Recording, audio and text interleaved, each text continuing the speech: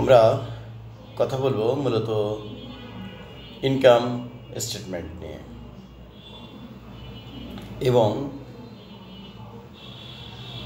আজকের যে ইনকাম স্টেটমেন্টটা নিয়ে কথা বলবো এটা মূলত নন অ্যাকাউন্টিং পারসন যারা মূলত ইনকাম ট্যাক্স প্র্যাকটিস করেন তাদের জন্য। আপনারা যারা ট্যাক্স প্র্যাকটিস করেন জানেন যে সোল প্রোপ্রাইটারশিপ বা এক মালিকানা কারবারের যে ব্যবসায়িক প্রতিষ্ঠান থাকে তাদেরকে তাদের রিটার্ন জমা দেওয়ার জন্য একটা বিজনেস ফাইল তৈরি করতে হয়। সেখানে ব্যবসায়িক হিসাব নিকাশ বা ফাইন্যান্সিয়াল যে অবস্থানটা বা ব্যবসায়িক কার্যক্রম এটাকে অ্যাকাউন্টিংয়ের পরিভাষায় উপস্থাপন করতে হয় বা করার একটা বাধ্যবাধকতা আছে, যেটাকে মূলত ফাইনাল অ্যাকাউন্ট বলা হয়। আমরা যারা অ্যাকাউন্টিংয়ের থেকে এসে ইনকাম ট্যাক্স প্র্যাকটিস করি আমাদের কোনো সমস্যা হয় না বা সাধারণত হওয়ার কথা নয়। সমস্যা হয় সাধারণত যারা নন অ্যাকাউন্টিং পারসন বা ল ব্যাকগ্রাউন্ড থেকে এসে ইনকাম ট্যাক্স প্র্যাকটিস করেন তাদের জন্য। তো তাদের জন্য আমার এই আজকের এই ভিডিওটা আপনারা যদি একটু মনোযোগ দিয়ে দেখেন তাহলে আশা করি উপকৃত হবেন। আমরা মূলত অ্যাকাউন্টিংয়ের এই পার্টটাকে দুটো পার্ট একত্রে করি। একটা হচ্ছে ইনকাম স্টেটমেন্ট বা প্রফিট অ্যান্ড লস অ্যাকাউন্ট, আর একটা হচ্ছে ব্যালেন্স শিট। যেমন যদি আপনারা বলেন যে এক্স নামক একজন ব্যক্তির ওয়াই নামক একটি প্রতিষ্ঠান আছে, যে প্রতিষ্ঠানটার লাভ ক্ষতি হিসাব করতে হবে। আমরা এটাকে ইংরেজি ফরম্যাটে আলোচনা করব, কারণ সাধারণত আলোচনাটা আমরা বাংলা এবং ইংরেজি যেভাবেই করি না কেন সাধারণত ইংরেজি ফরম্যাটে করতে গেলে সুবিধা হয়। তাহলে আমরা একটা প্রফিট অ্যান্ড লস অ্যাকাউন্ট লিখি অথবা ইনকাম স্টেটমেন্ট লিখি, হেডিং দিয়ে থাকি ইনকাম স্টেটমেন্ট অথবা profit and loss account for the year ended 13th June 2023 বা for the year ended 13 June 2023 year। for the year ended শব্দের অর্থ হচ্ছে সারা বছর ধরে, অর্থাৎ এক বছরে যে ক্রয় হলো বিক্রয় হলো এবং এটার যে অপারেশনাল খরচগুলো হলো সেটা বাদ দিয়ে একটা গ্রস মার্জিন বের করতে হয়, যেটাকে আমরা জিপি বলে থাকি বা গ্রস প্রফিট। সাধারণত এখানে জিপির একটা হার সরকার থেকে দেওয়া আছে নির্ধারিত। এই জিপি রেটটা আপনাকে অনুসরণ করতে হয়।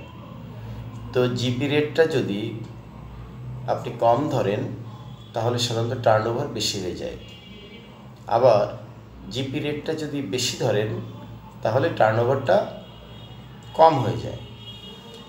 সেজন্য আপনি কোন ব্যবসায়িক কার্যক্রমের উপর ইনকাম ট্যাক্স নির্ধারণ হচ্ছে এইটে আগে নির্ধারণ করবেন, তারপরে সরকার নির্ধারিত জিপি রেটটা ফলো করে টার্নওভার জিপি এগুলো নির্ধারণ করবেন। তাহলে আমরা দেখতে পেলাম যে জিপি রেটটা খুবই ইম্পর্ট্যান্ট একটা ব্যাপার। আপনি যে টার্নওভারটা ডিক্লেয়ার করবেন, আপনি যখন টার্নওভারটা ডিক্লেয়ার করবেন ডিসিটি টার্নওভারটা অ্যাকসেপ্ট করবেন। অর্থাৎ আপনি যে টার্নওভারটা ডিক্লেয়ার করবেন বা ঘোষণা করবেন, আপনি এখান থেকে কিন্তু আর নামতে পারবেন না। সেক্ষেত্রে আপনাকে যদি সঠিক জিপি রেট না ব্যবহার করেন তাহলে আপনি স্বাভাবিকভাবে একটা জটিলতায় পড়ে যাবেন। আমি একটা উদাহরণ হিসেবে বলতে পারি, চাল ব্যবসায় সাধারণত লাভ কম হয়। এখন যিনি চাল বিক্রেতা, জিপি রেট 4%। এখন এই 4% ধরে আপনি যদি একটা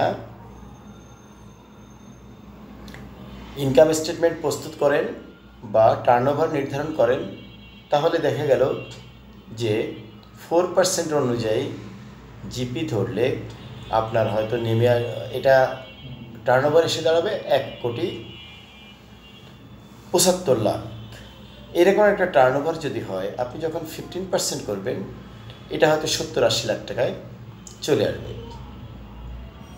তাহলে এই যে 1,75,00,000 থেকে নেমে 70-80 লাখ টাকা হলো, এটা এই 15% এবং 4%-এর পার্থক্যের কারণে। এখানে লক্ষণীয় যে আপনি যখন টার্নওভার কম ধরবেন, আপনি যদি সঠিক টার্নওভার নির্ধারণ করতে না পারেন, ডিসিটি যদি সঠিক নির্ধারণ করে দেন, তখন কিন্তু ফাইলটা অডিটে পড়ে যাওয়ার সুযোগ রয়েছে এবং ফাইলটা অডিটে পড়ে যাবে, তখন আপনার কিছু করার থাকবে না। যেমন আপনি চাল বিক্রেতা ধরে একটি ব্যবসায়িক টার্নওভার নির্ধারণ করলেন, যেহেতু আপনি দেখলেন যে চাল বিক্রয়ের উপরে টার্নওভার এর জিপি পার্সেন্ট বা গ্রস প্রফিটের পার্সেন্টেজ 4%, কিন্তু ডিসিটি দেখলেন যে আপনি যাকে চাল বিক্রেতা বলছেন তিনি চাল বিক্রেতা নন, তিনি আসলে মুদি দোকানদার। তাহলে মুদি দোকানদার হিসেবে ওনার গ্রস প্রফিটের পার্সেন্টেজ 15%। এখন আপনি যেটার টার্নওভার করলেন 1,75,00,000, এটার যদি 15% লাভ ধরা হয়, তাহলে দেখা যাবে যে ব্যাপক আকারে গ্রস প্রফিট চলে আসছে। আমরা একটা ক্যালকুলেশনের না যে এটা আনুমানিক ধরতে পারি, ধরেন আপনি টার্নওভার দেখাইছেন 4% করে, গ্রস প্রফিট 6 লাখ। এই 6 লাখ টাকা যদি 4% ধরে করেন,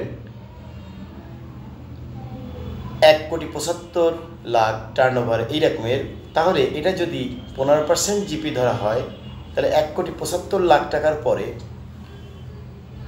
আমরা অনুমান করলাম, আমরা যেহেতু ক্যালকুলেটর সামনে নিয়ে করছি না, ধরলাম 22 লাখ টাকা আপনার টার্নওভারের উপর জিপি চলে আসলো।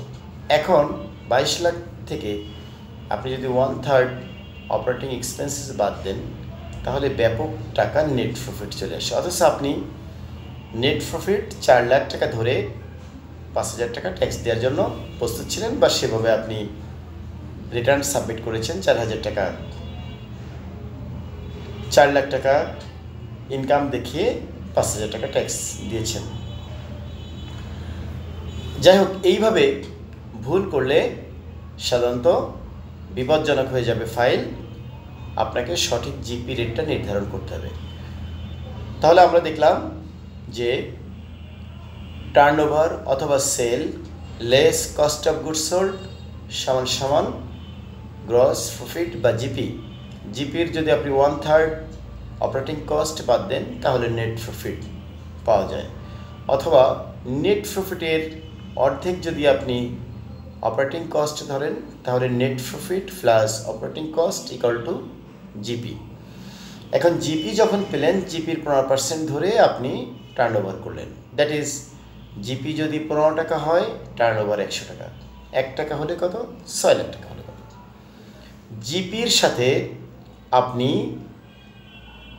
টার্নওভার থেকে যখন জিপি বিয়োগ দিবেন, তখন পাওয়া যাবে cost of goods sold, that is যে পণ্যটা বিক্রি করে আপনি লাভ করেছেন সেই পণ্যের ক্রয়ের মূল্য। তাহলে এই হলো আপনার ইনকাম স্টেটমেন্ট বা প্রফিট অ্যান্ড লস অ্যাকাউন্ট। এবার আপনি যাবেন ওই একই পাতায় আরেকটা স্টেটমেন্ট করবেন, যেটাকে বলা হচ্ছে ব্যালেন্স শিট। ব্যালেন্স শব্দের বাংলা শব্দ হচ্ছে কোনো কিছুর জের বা বছর শেষে যে ফিগার দাঁড়ায় এটাকে জের বলা হয় বা ব্যালেন্স বলা হয়। সাধারণত এখানে অ্যাজ অন শব্দটা ব্যবহার করা হয়। ইনকাম স্টেটমেন্টে যেমন ফর দ্য ইয়ার ইনডেট শব্দটা ব্যবহার করা হয়, দ্যাট ইজ সারা বছর ধরে, একদম বছরের প্রথম থেকে লাস্টের দিন পর্যন্ত, এটাকে বলা হচ্ছে ফর দ্য ইয়ার ইনডেট। এখানে ব্যালেন্স শিটে ব্যবহার করা হচ্ছে as on 13 June 2023। That mean আপনি ঠিক 30শে জুন তারিখে আপনার প্রতিষ্ঠানের সম্পদ এবং দায়ের যে জেরটা আছে এটার আপনি হিসাব উপস্থাপন করছেন, এটাই হলো ব্যালেন্স শিট। তাহলে আমরা দেখতে পেলাম যে ইনকাম স্টেটমেন্ট বা প্রফিট অ্যান্ড লস অ্যাকাউন্ট বা trading and profit and loss account যদি ম্যানুফ্যাকচারিং হয় তাহলে আমরা ট্রেডিং অ্যাকাউন্ট করি সাথে, আর যদি সরাসরি কমার্শিয়াল বিজনেস হয়, দ্যাট ইজ ক্রয় করে বিক্রি করে, তাহলে শুধু প্রফিট অ্যান্ড লস অ্যাকাউন্ট অথবা ইনকাম স্টেটমেন্ট করলে হয়। আর ম্যানুফ্যাকচারিং জাতীয় প্রতিষ্ঠান হলে অতিরিক্ত একটা ট্রেডিং অ্যাকাউন্ট করতে হয়। তাহলে আমরা দেখতে পেলাম যে প্রফিট অ্যান্ড লস অ্যাকাউন্ট অথবা ট্রেডিং অ্যাকাউন্ট অথবা ইনকাম স্টেটমেন্ট যে পার্টটা, এর পরের পার্টটা হলো ব্যালেন্স শিট। ব্যালেন্স শিটে এসে আমরা মূলত ব্যালেন্সিং ফিগারগুলো একত্রিত করে ডেবিট এবং ক্রেডিট নির্ণয় করি। দ্যাট ইজ এক পাশে ডেবিট সাইড, অন্য পাশে ক্রেডিট সাইড। আমরা আরেকটু ব্যাখ্যা করলে বলতে পারি যে ব্যালেন্স শিটের দুটো পাশ থাকে, একটা পাশে অ্যাসেট এবং প্রপার্টিস, অন্য পাশে ক্যাপিটাল অ্যান্ড লায়াবিলিটিস। দুটো পার্ট মিলে ক্যাপিটাল এবং লায়াবিলিটিস টোটাল যে অ্যামাউন্টটা এটা মিলে অ্যাসেট এবং প্রপার্টিস হয়। তাহলে আমরা যেহেতু ব্যালেন্স শিট নিয়ে কথা বলছি, আমরা একটু ভিতরে প্রবেশ করি, একটু আলোচনা করি। সাধারণত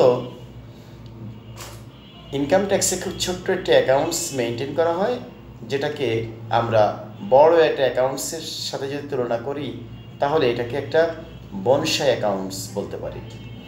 একটা বড় বট গাছকে যখন আমরা ছোট করে নিয়ে আসি, এনে টেবিলের পরে রাখি, এটাকে আমরা আর্ট করে একটা বনসাই বলতে পারি। কিন্তু যদি আপনি পানি দেন, মাটি দেন, দিয়ে ওকে একটা সুন্দর জায়গায় রাখেন, ও আবার বড় হতে হতে একটা বট গাছ হয়ে যাবে। তাহলে ইনকাম ট্যাক্সের জন্য যে অ্যাকাউন্টসটা সোল প্রোপ্রাইটারশিপ বা ইন্ডিভিজুয়াল ব্যক্তিদের ক্ষেত্রে যে অ্যাকাউন্টসটা প্লেস করা হয় বা উপস্থাপন করা হয় বা তৈরি করে ট্যাক্সের রিটার্নের সাথে সাবমিট করা হয়, এটাকে আমরা একটা বনসাই অ্যাকাউন্টসের সাথে তুলনা করতে পারি। কিন্তু আপনি যদি লিমিটেড কোম্পানির জন্য কোনো অ্যাকাউন্টস করেন, ইনকাম স্টেটমেন্ট, ব্যালেন্স শিট, তাহলে কিন্তু আপনাকে আরও ডিপে যেতে হয়।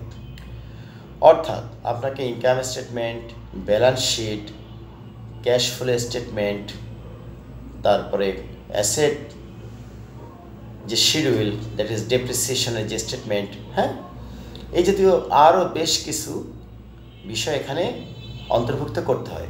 এই বাধ্যবাধকতা ইন্ডিভিজুয়াল ব্যবসায়ীদের রিটার্ন সাবমিটের জন্য প্রয়োজন হয় না। কিন্তু আপনি যদি একজন লয়ার হন, আপনি যদি একজন ইনকাম ট্যাক্স প্র্যাকটিশনার হন, আপনাকে অ্যাকাউন্টস সম্পর্কে ভালো ধারণা অবশ্যই থাকতে হবে। কেন অ্যাকাউন্টসে ভালো ধারণা থাকতে হবে? টোটাল ইনকাম ট্যাক্সের প্র্যাকটিসকে যদি আমরা 100 ভাগে ভাগ করি তাহলে আমরা 30% বলতে পারি অ্যাকাউন্টস, 30% অ্যাকাউন্টস, 30% ইনকাম ট্যাক্স, আর তাহলে 40% থাকে। এই 40% হচ্ছে মূলত ইনকাম ট্যাক্সের কৌশল। যারা সাধারণত সিনিয়র লোক হন, আইন সম্পর্কে ভালো জানেন, ইনকাম ট্যাক্স সম্পর্কে ভালো জানেন, অন্যান্য আইন সম্পর্কে ভালো জানেন, অ্যাকাউন্টিং সম্পর্কে ভালো জানেন, এই যে অ্যাকুমুলেটেড অনেকগুলো বিষয় সম্পৃক্ত হয়ে সিনিয়রিটি আসে, অফিসের সাথে মেইনটেনের ব্যাপার আছে, অনেকগুলো বিষয় যখন একত্রিত হয় তখন তিনি একজন লয়ার হিসেবে দক্ষতার পরিচয় দিতে পারেন। এটাকেই বলা হচ্ছে কৌশল। তাহলে 30% যদি অ্যাকাউন্টিং থেকে থাকে, এই অ্যাকাউন্টিংয়ে যদি আপনি দুর্বল হন বা আপনার অ্যাকাউন্টিং সম্পর্কে ধারণা না থাকে বা আপনি অ্যাকাউন্টিং সম্পর্কে জানতে আগ্রহী না থাকেন, অথবা আপনি ফরম্যাট মুখস্থ করে একটা নির্ধারিত ফরম্যাটে অ্যাকাউন্টস প্লেস করে ল প্র্যাকটিস করেন, তাহলে আপনি কিন্তু ভালো লয়ার হতে পারবেন না ইনকাম ট্যাক্স প্র্যাকটিসের ক্ষেত্রে। তো সেক্ষেত্রে ইন্ডিভিজুয়াল কোম্পানি, ইন্ডিভিজুয়াল যে প্রতিষ্ঠানগুলো, সেখানে হয়তো ইনকাম ট্যাক্সের অ্যাকাউন্টিংয়ের গুরুত্ব কম, কিন্তু আপনি যদি লিমিটেড কোম্পানি প্র্যাকটিস করেন, আপনাকে অবশ্যই অ্যাকাউন্টিং এর উপর ভালো দক্ষতা অর্জন করতে হবে। আপনাকে মেনটেন করতে হবে IAS বা গ্যাপ বা আন্তর্জাতিক মানের অ্যাকাউন্টিং, অথবা ইন্টারন্যাশনাল যে অ্যাকাউন্টিংয়ের রুলস রেগুলেশন আছে, এটা আপনাকে জানতে হবে, তাহলে আপনি অবশ্যই ভালো করবেন। তো যাই হোক, আমরা যেটা আলোচনা করছিলাম তা হচ্ছে ব্যালেন্স শিট। ব্যালেন্স শিট আমরা দেখলাম যে তারিখে মূলত প্রতিষ্ঠানটা ক্লোজ হচ্ছে, ওই তারিখেই যে এটা এখানে লিপিবদ্ধ করা হয়। তাহলে এটা মূলত দুটো ভাবে অ্যাকাউন্টস মেনটেন করা হয়, ফাইন্যান্সিয়াল ইয়ারেও করা হয়, ক্যালেন্ডার ইয়ারেও করা হয়। অর্থাৎ এটা 31শে ডিসেম্বরও শেষ হতে পারে, আবার 30শে জুনও শেষ হতে পারে। 1 জুলাই থেকে 30শে জুন একটা ইয়ার ফলো করা হয়, আবার ক্যালেন্ডার ইয়ার হলে 1 জানুয়ারি থেকে 31শে ডিসেম্বর পর্যন্ত আরেকটা অ্যাসেসমেন্ট সাধারণত করা হয়ে থাকে। তো যাই হোক, ব্যালেন্স শিটে আমরা দুটো পার্ট দেখতে পাই, একটা ক্যাপিটাল অ্যান্ড লায়াবিলিটিস, ঠিক একই ফিগার মিলে অ্যাসেট এবং প্রপার্টিস। তাহলে ক্যাপিটাল কি? ক্যাপিটাল হচ্ছে যে টাকা মালিক বিভিন্নভাবে নিজের টাকা, বন্ধুবান্ধব, আত্মীয় স্বজনের কাছ থেকে এনে ব্যবসায় বিনিয়োগ করেন, যে টাকাটা দিন শেষে কাউকে দেওয়ার প্রয়োজন হয় না, এটা হচ্ছে তার ক্যাপিটাল। আর যে টাকাটা তাকে আবার বাইরে পরিশোধ করতে হয়, এটা হলো লোন বা দায়। তাহলে আমরা দেখতে পাই যে ক্যাপিটাল এবং লায়াবিলিটিস এই দুটো বিষয় মিলেই কিন্তু মূলধন গঠিত হয়, যেটা দিয়ে তিনি আবার ব্যবসা বাণিজ্য করেন। এই পুরো টাকাটা বিনিয়োগ করে তিনি ব্যবসা পরিচালনা করেন। তাহলে ব্যবসা পরিচালনা করার ফলে ওনার ব্যবসায়ী কাজের জন্য নগদ টাকা হাতে থাকে বা ব্যাংকে থাকে, অথবা ওনার স্টকে মালামাল কিনা থাকে, বা কিছু মানুষের কাছে টাকা পান, বা কিছু অন্যান্য বিনিয়োগ থাকে। এইগুলো সব মিলেই আমরা দেখতে পাই ওনার অ্যাসেট পাস বা অ্যাসেট অ্যান্ড প্রপার্টিস। এবং ব্যবসায়ী যদি কোনো ফিক্সড অ্যাসেট থাকে, একটা বিল্ডিং থাকতে পারে, দোকান কেনা থাকতে পারে, ফার্নিচার থাকতে পারে, কোম্পানির জন্য একটা গাড়ি থাকতে পারে, এই যে বিষয়বস্তুগুলো ফিক্সড। আব্বু আমি ডিস্টার্ব করি না আব্বা? আমার আব্বু ভালো শেষের দিকে কথা বলে না। তাহলে আমরা দেখলাম আমার বাচ্চা ছোট, একটু ডিস্টার্ব করে মাঝে মাঝে ভিডিও করলে। আর যাই হোক, তো এখন ক্লাস 2তে পড়ে, ওর নাম আরাব। আচ্ছা যাই হোক, তো এখন আমরা যেটা জানলাম যে ক্যাপিটাল এবং লায়াবিলিটিস সমান অ্যাসেট এবং প্রপার্টিস, যেটাতে মূলত অ্যাসেট পাশে ক্যাপিটাল এবং লায়াবিলিটিস মিলে অ্যাসেট প্লাস প্রপার্টিস থাকে, যেটা অ্যাসেটগুলো হচ্ছে মূলত যেগুলো দ্রুত টাকায় রূপান্তর করা যায়, আর প্রপার্টিসগুলো হলো যেগুলো একটু আস্তে আস্তে টাকায় রূপান্তর করা যায় বা দেরি হয়। তাহলে আমরা ভিডিওটা আর লম্বা করব না। আপনারা যারা ইনকাম ট্যাক্স প্র্যাকটিস করেন, অবশ্যই আপনারা অ্যাকাউন্টিংয়ের পরে দক্ষতা অর্জন করবেন। অ্যাকাউন্টিংয়ের দক্ষতা আপনাদেরকে ভালো একজন লয়ার হতে সাহায্য করবে। ধন্যবাদ। নেক্সট ক্লাসে আমরা অ্যাকাউন্টিংয়ের পরে আরও গভীরে প্রবেশ করব। আপনারা ভালো থাকবেন। আসসালামু আলাইকুম।